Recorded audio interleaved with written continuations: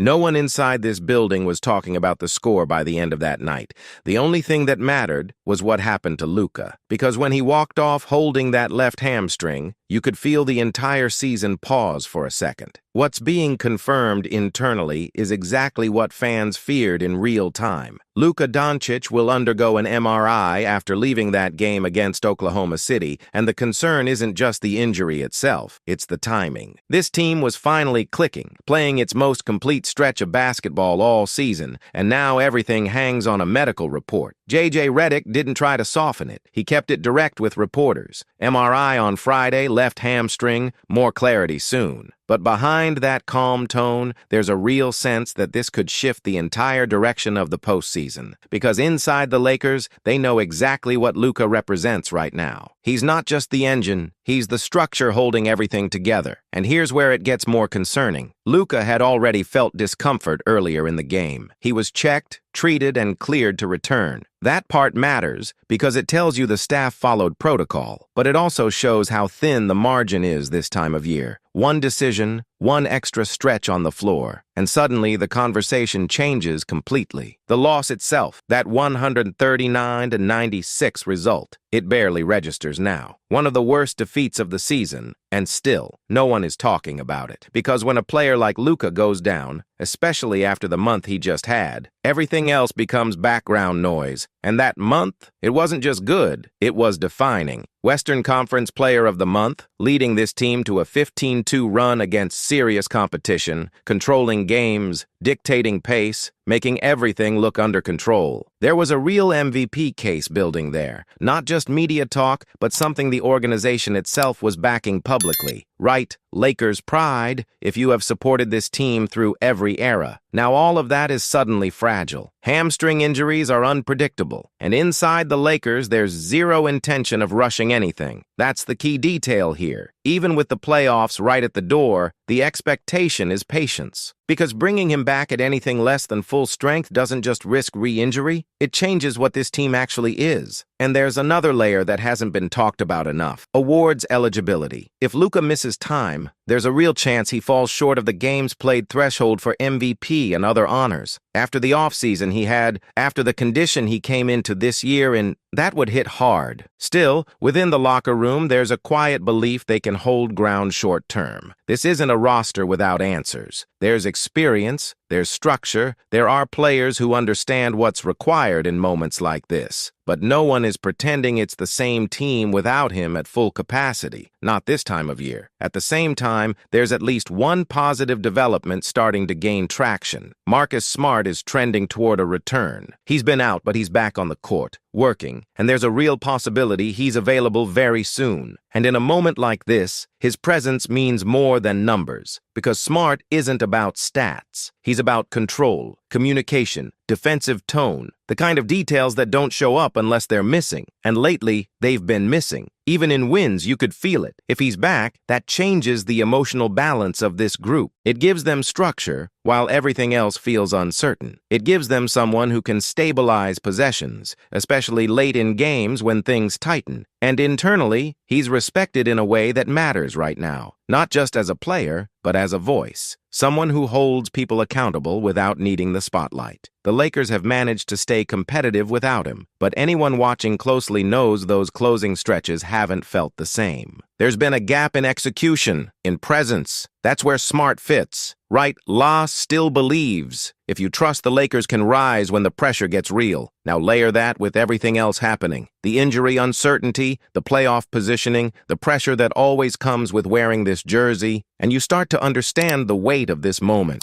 Because this isn't just about getting through a game or two. This is about whether this version of the Lakers actually gets the chance to show what it is when everything is aligned. And there's something else quietly sitting in the background of all this that could resurface very quickly, depending on how the next few days unfold. Because even before this scare, the front office had already been tracking moves that didn't happen, but were never truly off the table. And now, all of that comes back into focus with even more weight. Throughout the season, specific names kept surfacing internally as ideal fits to raise this roster to the level this franchise demands. This was never about making noise at the deadline, it was about precision. Players who defend, who can switch, who understand spacing and timing, the kind of pieces that quietly decide playoff series when the game slows down and every possession matters. Andrew Wiggins was one of those profiles that made real sense within this structure, not just for what he brings on both ends, but for how naturally he fits alongside high-usage stars. He doesn't need the ball to impact the game, and that matters in this system. But the reality was simple. The Lakers didn't have enough leverage to close that kind of deal at the time. The same situation applied when the focus shifted toward adding size and rim protection. There was legitimate interest in bringing in a defensive anchor, someone athletic enough to protect the paint while still fitting into modern defensive schemes. But again, limitations in assets and salary structure made it difficult to get anything across the finish line. And this is where a lot of people misunderstood the situation. Standing still wasn't hesitation, it was intentional. The organization chose to preserve flexibility for the summer of 2026, when the entire landscape changes in terms of tradable picks and financial room to operate. If you follow the Lakers and don't want to miss the next big story around this franchise, make sure to subscribe right now. Now, with Luka's situation, that long-term plan starts to feel different. Because depending on what that MRI reveals, urgency can shift very quickly. And when urgency shifts inside the Lakers, decisions don't take long. There's already a clear understanding internally of what this team still lacks: consistent perimeter defense, reliable rim protection, and players who can sustain intensity without lapses. None of that is new,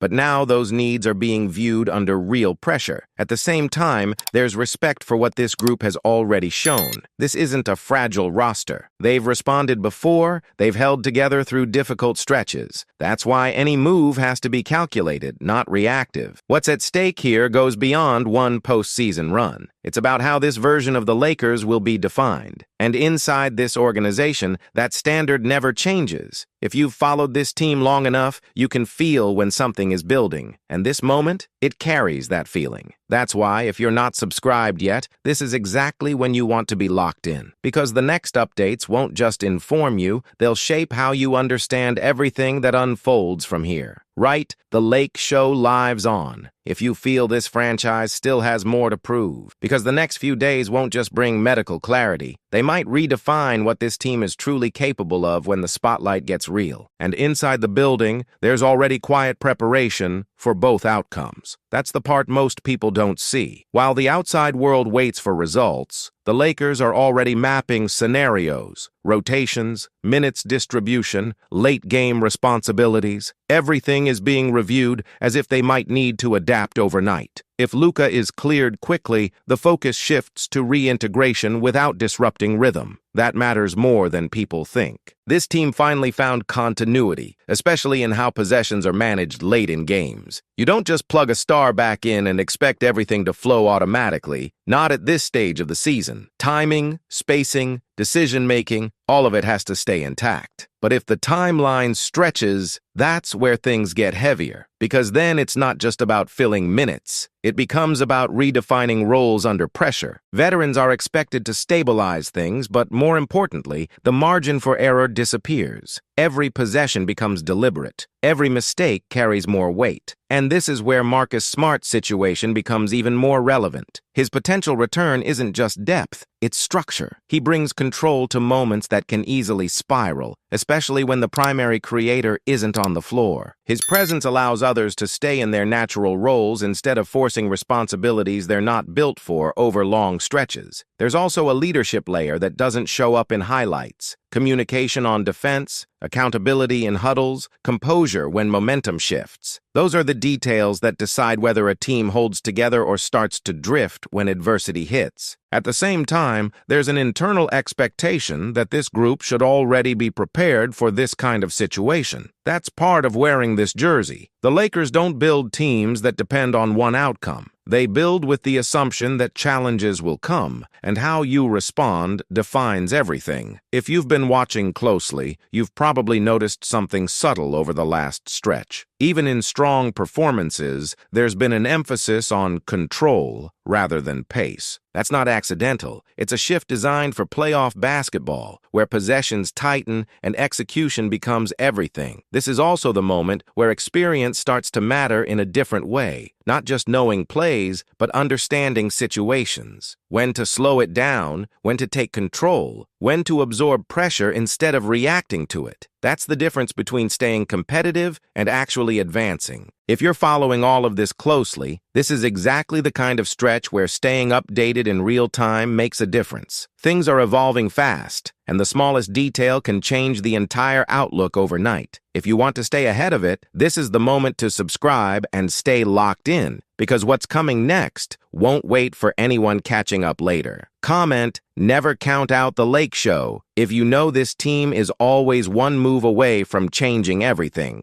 Because once the clarity arrives, the reaction won't be slow. And when this franchise moves with purpose, the entire league feels it. Lakers Nation, subscribe right now because the next few weeks could bring some huge news for this franchise. And that reaction is already being anticipated behind closed doors. There's a sense that whatever comes out of this situation, the response will define how far this team can actually go. Not in theory, but in reality, when everything is on the line. Because this is where the Lakers have always separated themselves. Pressure doesn't scare this franchise, it reveals it. And right now, everything is being tested at once. Health, depth, leadership, and identity. The next update won't just be news, it will set the tone for what comes next. Right? Built for the bright lights, if you believe the Lakers respond when the spotlight is strongest. Stay locked in and subscribe now, because this is the moment where everything starts to shift, and the ones who are following closely will understand it before the rest.